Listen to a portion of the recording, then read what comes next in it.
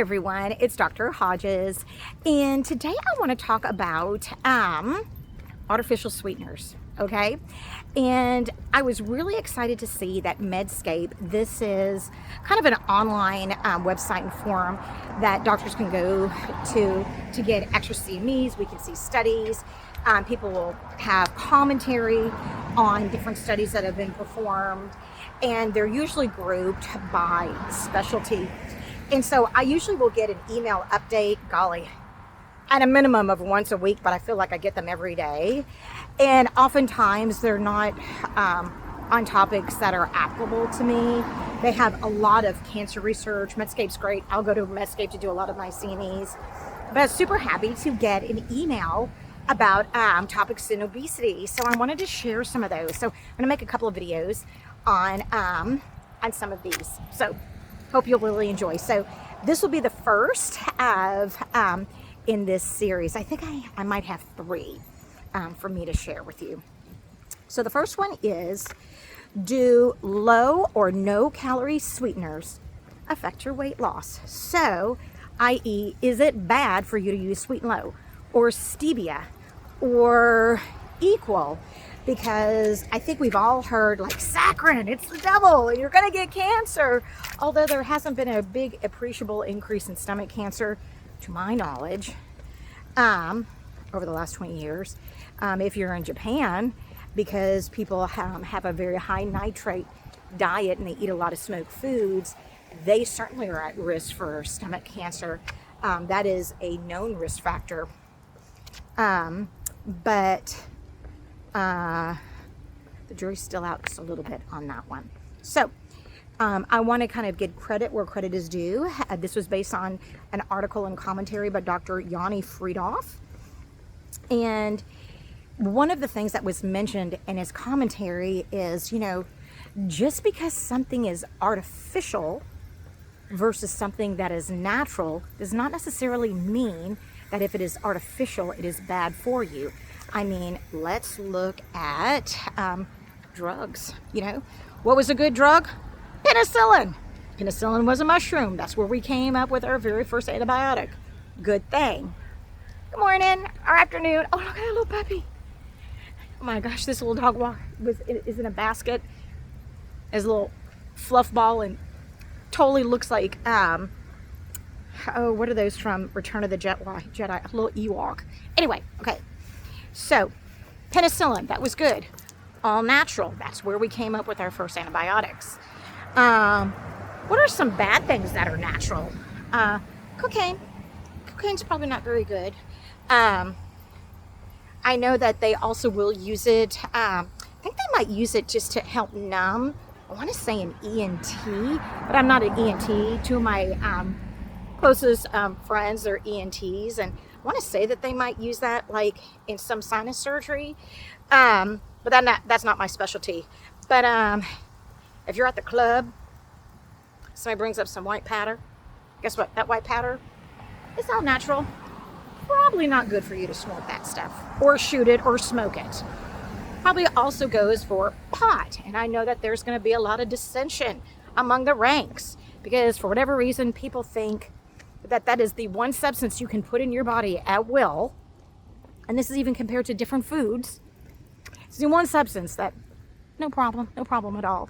And I'm so happy to see that there are more and more articles of brave souls that are coming out to say, yeah, not true. So this leads me to say, not everything that is natural is good for you. So in the same light, not everything that is artificial is bad for you. So let's just make that clear. So it doesn't necessarily mean if it says all natural that it is good for you. Remember, some of these are going to be marketing ploys for people to buy their product. All right? So you need to go a little bit more than skin deep. Although that packaging might be very pretty and very tempting, doesn't always amount to a hill of beans, okay? So that's number one. Number two, I think what was interesting is he mentioned that there's been no randomized controlled trial that has shown meaningful weight gain consequent to somebody's consumption of artificial sweeteners. So let's kind of break down that statement. what is a randomized control trial? So when we are doing a study, what you want is a big N, so a big number. So if you're doing a study, it is much more meaningful for you to have a bunch of participants. So you don't want to make a study with like 20 people. And oftentimes, studies that we read about, the very first thing that you can do whenever you're looking at a study, if you're reading, there's going to be a header that says materials and methods. And that's when they will tell you how many people, or what is the N, how many people were in that study. So if you're seeing a study and we're trying to see, can we extrapolate, meaning, can I apply the results of this study to my entire patient population? If your study has like 10, 20 people, that's not a very powerful study, okay? And powerful is an actual like statistical term that we use to see how strong of evidence something may be from this study. But let's say you have an N of 1,000 or 80,000 or 100,000. That's going to be much, much more meaningful, because that probably means that you can apply this. There's so many participants in the study, you can apply it to a wider range of people. So does that make sense? So that's number one. So in a good randomized controlled trial, you want a large N. What is another component of an RCT? So what that means is that with a randomized controlled trial that is double-blinded, this is what it means.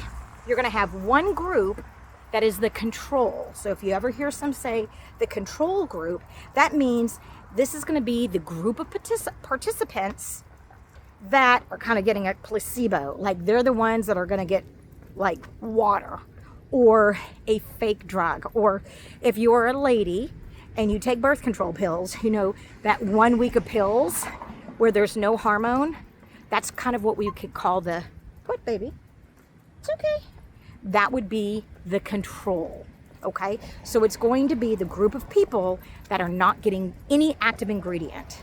It's going to be inert, okay? So it's like, what would we want to control? We want to look at people that are doing the same study that are not getting active ingredient. That is the control. And then the study group is going to be the group that actually is getting the medication or the treatment, whatever it is that you're studying. In a randomized, double-blinded controlled trial, you're going to have your two groups of people, and neither the group nor the study people will really know, like, who is getting what treatment. So they're like, we're going to give you this bottle of medicine, and the patient will not know, is this sugar water or is this the real deal? Okay, so that's what we mean by a blinded trial. So put all this together. You're going to have a very good, robust study if you can have a randomized, meaning you just pick people at random, not the people that might look like they'll have a better effect from your drug, or maybe they're going to be more compliant. That it's like, okay, the next person that walks in, they're getting bottle A. Person after that, bottle B, so on and so forth. That's what we mean, okay? So when you see an RCT, randomized controlled trial, that's what we mean, okay?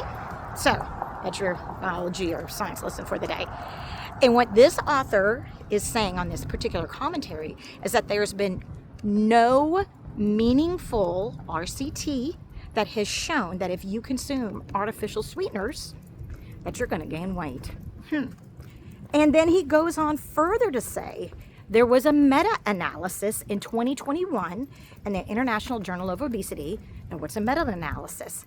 A meta-analysis is going to look at a group of studies and then kind of pick them apart, meaning, okay, what were the people in this study? And so like if you're not doing a randomized controlled trial, what studies have already been done, and is there a way that we can group all of these different studies that have been published, and then from that try to find meaningful data, okay? And then that might allow you to have a better N, or that might allow you to have better stratification of your patients.